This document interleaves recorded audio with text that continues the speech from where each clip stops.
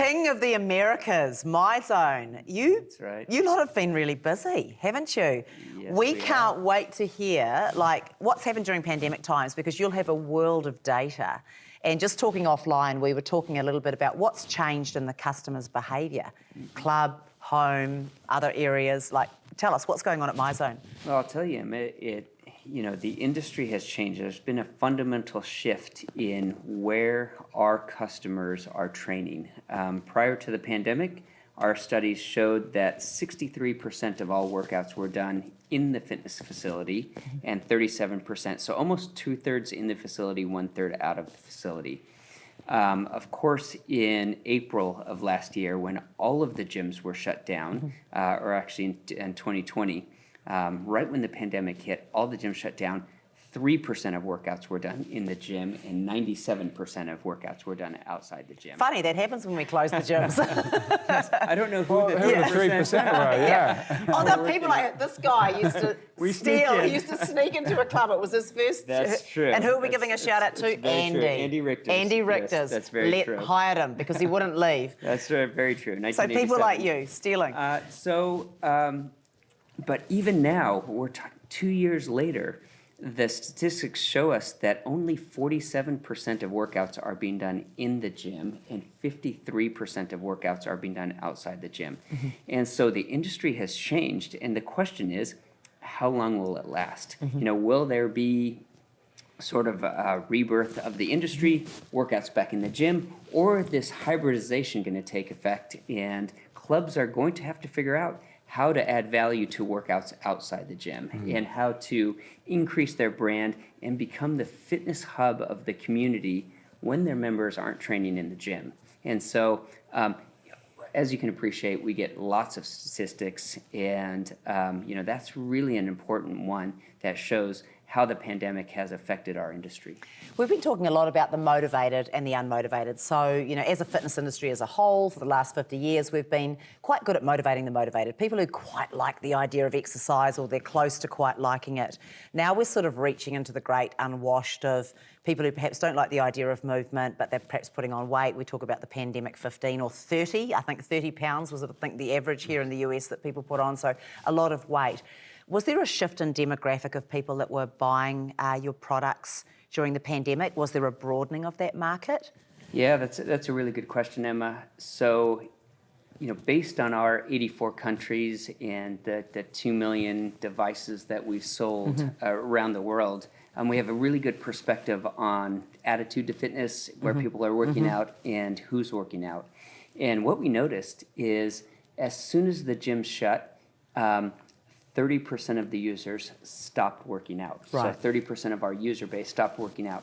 However, those that continued worked out 20% more than the average. And so, when you talk about, the people who are dedicated to fitness that will figure out a way to work out no matter what, barriers you throw in front of them, those are the ones that continued to work out. And they worked out more. But you call it, people that are into workouts, and we call it the swing voters. And, you have, in the U.S., you have Republicans and Democrats, and you have this very small sliver in the middle. And we have the same in the gyms. There are people that will never work out, and there are people that will always work out. And the people in the middle that really decide the success or failure of our industry, they stopped working out. But those that continue to worked out more. Can you break that down into, because with my Myzone, you put your weight, your age, there's a bunch of stuff, and it kind of figures out where you are, and I guess to a certain extent how healthy you are.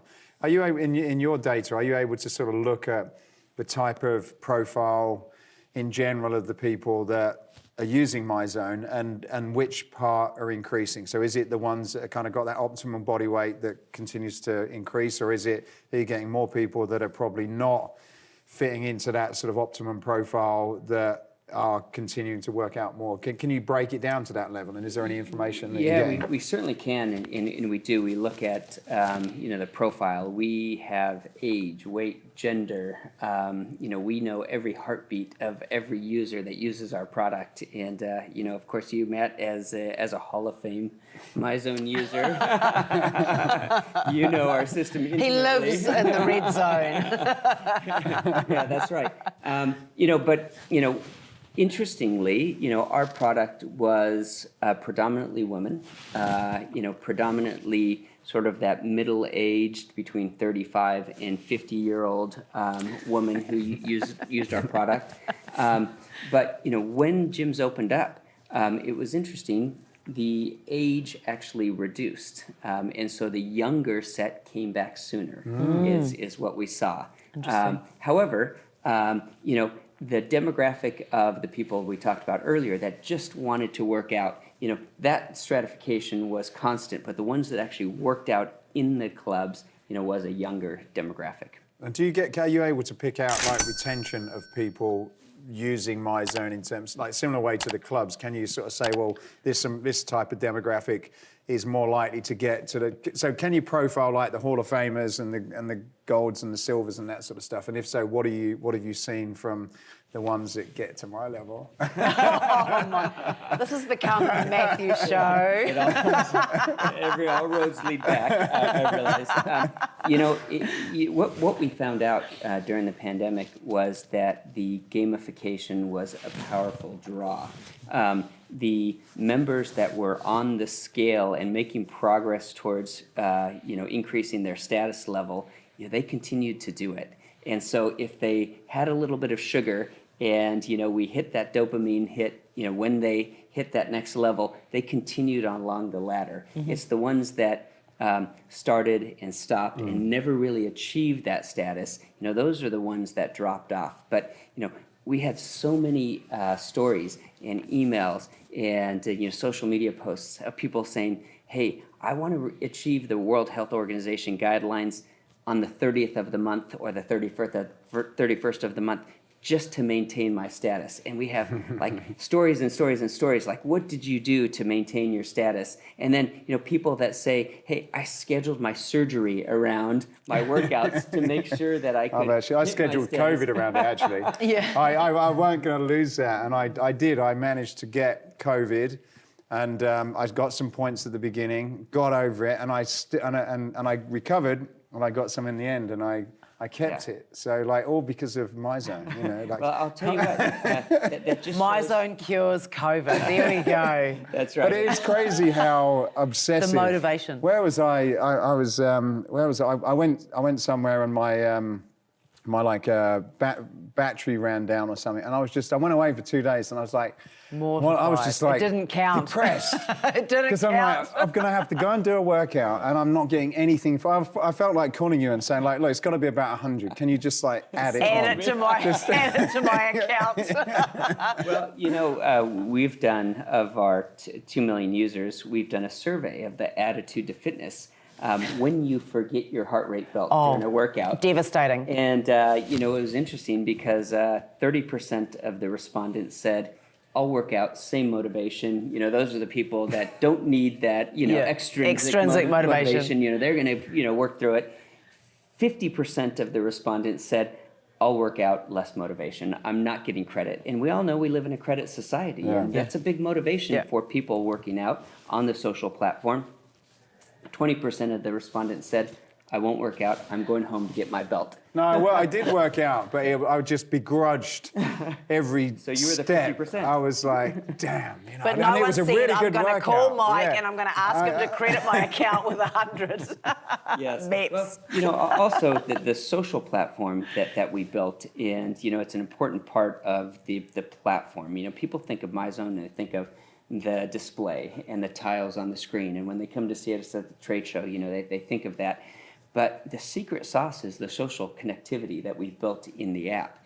And what we've shown is that if a member or a user of a Myzone product has 4 or more connections, they'll work out 40% more. Right. And if they get 4 or more likes in a month, they'll work out 80% more. Right. And if they receive 4 or more comments, which is a richer social interaction, they'll work out 130% more. And so it is real, the power. I mean, of course, Facebook and Twitter, they figured this out, but just on our own platform, the power of social connectivity is real. And this comes back to one of the key themes that we've felt in the conference here today, which has been around community. Like, we are inherently social, and all these little triggers that push us forward, are pushing us forward, essentially. And you're basically saying that through the data, right? Yeah, absolutely. So what do you do to build community? Because we had a great conversation this morning with Michael from Strava, one of the co-founders of Strava, and he basically said you can't fast track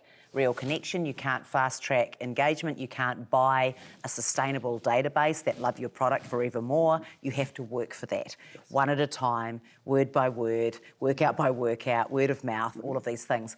What does Myzone do to build that over time? Well, look, the first thing you have to do is you have to deliver on the commitment. Like, we commit to, providing an engaging, retaining platform that will motivate the member to hit their goals. And if we do that, they'll talk to other members about it in the gym, they'll connect with other members on the Myzone platform, and then the community is just self-fulfilling, because everyone's liking workouts, everyone's commenting on workouts. If they post a workout on their Myzone platform and they have a picture of, 10 people that did the workout, and then Joe didn't make it that day, he'll have FOMO. He'll say, oh gosh, I've got to make sure to make it on Tuesday. And so, it's self-perpetuating, the whole idea of a community element. And let's talk about challenges, because I engaged, sometime during the pandemic, I engaged in a New Year's challenge. And I decided when I signed up, I was bloody going to win it. And I knew that I would have to do 2 HIIT classes a day and the whole thing. And so what happened was, because Chantel Broderick, hello Chantel, they were in Australia, I was in the US. So they'd do a workout and I'd be, shit, I'm all these points behind. And then I'd do a workout and then I'd be ahead. And it was so motivating. I mean, I just about killed myself doing it because I had to win that. But it was just this really fun global community. I knew everyone on the list. We just had the best time. So tell us a little bit about that, because location's now not a barrier, right? Yeah, we hear about this term gamification, and it is a really powerful motivator. And the fact that we can layer technology over gamification means that things like countries aren't a barrier. We can connect with, all of us can be on a challenge, and we can never see each other, but we can see each other's workouts, we can like each other's workouts, we can motivate each other to hit our goals. But what we notice is that when a member is involved in a challenge, they work out 80% more when they're involved in a challenge. I can imagine that, yeah. And so, we've developed challenges that are club versus club challenges, and so that really provides that jet fuel to the tribe inside the club, because it's our tribe versus another tribe. We have team challenges within a club where it could be 4 or 5 members form a team and they're competing against 4 or 5 members, or there's individual challenges. But with all the challenges, it's really important that it's not the highest point total wins all the time, because of course you're going to have that Iron Man that goes out and works out 8 hours the first day. It's super motivating for him and the rest of his Ironman friends.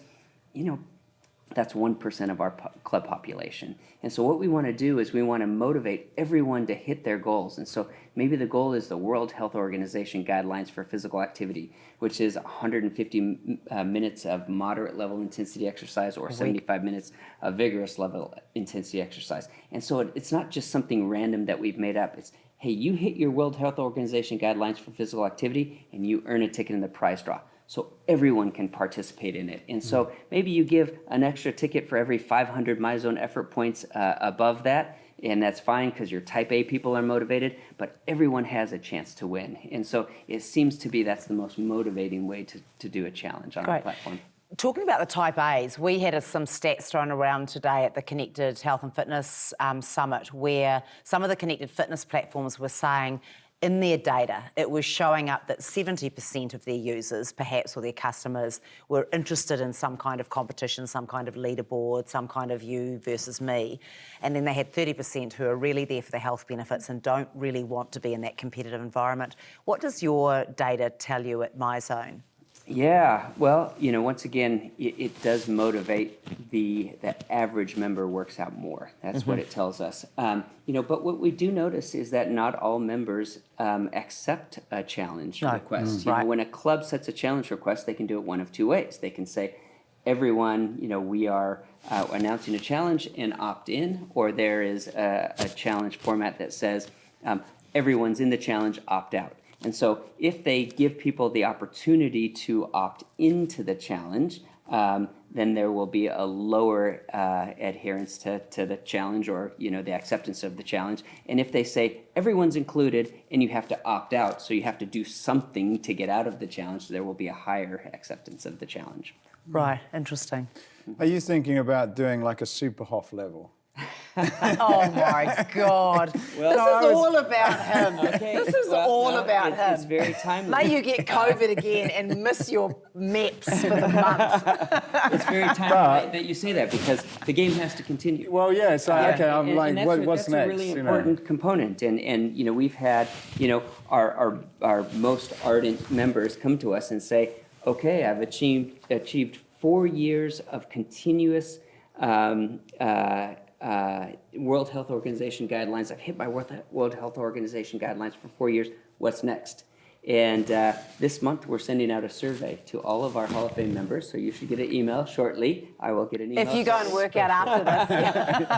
and we're gonna poll our members and say, what's next? What do you think should be next? I mean, you guys are our advocates of our system, and you're evangelists, and we want to know from you what you think should be next. And so we're going to come up with probably 5 or 6 or 7 new levels. Oh, wow. 5 starting- or 6. Oh, look at him, his okay. eyes, the competitor that's is lining up. interesting. But we're gonna. I mean, it's really important for us to listen to our advocates and understand what their views are on our system, and then we're going to take it back and we're going to create new levels. Yeah. And so, like for me, I've had successful adherence to the World Health Organization guidelines for Hall of Fame plus 8 years now. Wow. 7 years now, excuse me. And so, I mean, I had the test devices early on. And so for me, I'd love to have a chevron next to my name or something that identifies me beyond Hall of Fame, and I'm sure you would too. And so we're going to figure out a way to continue. Oh, it's on. It's on for sure. So you've had a bunch of, so that's cool. So you're talking to the super users, the people who love your product and they're really going to take it to the next level. You've launched the Switch. What other cool stuff have you got on the horizon to reach the full demographic of who you serve right now? Yeah, that's a really good question. There's the converted, and the converted will buy anything that you sell them in a club, in an ecosystem. Our goal is to make sure to motivate the swing voters, like we talked about earlier. And our goal is to make sure that those people that need that extra motivation to continue along their fitness journey are motivated to do so.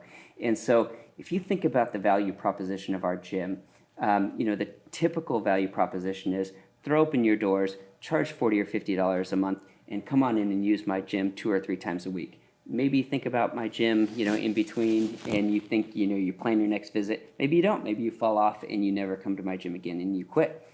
Our goal is to take the guesswork out of that. When you finish your first workout, what do you leave with? Typically, you leave with sore muscles. You're a bit intimidated because all of the selectorized equipment looks like torture chambers, if you've never been in a gym.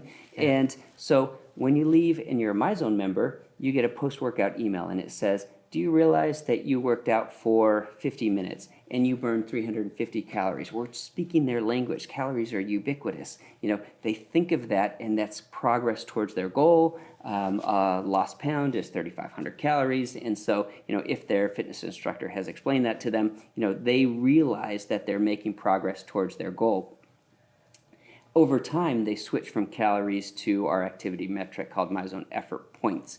And then they understand how to view different workouts. I worked out harder on Tuesday than I did on Thursday, and I had 10% more MEPs. And so that's the currency that I can take home from that workout. And so we want to quantify that workout. We want to give them that motivation to continue along their fitness journey. And once we hook them, then we get them on the status levels. And the status levels, the psychology behind the status levels are we give them a little bit of sugar more frequently at the beginning. So we give them one status level at 1 month, next status level at 3 months, next status level at 6 months.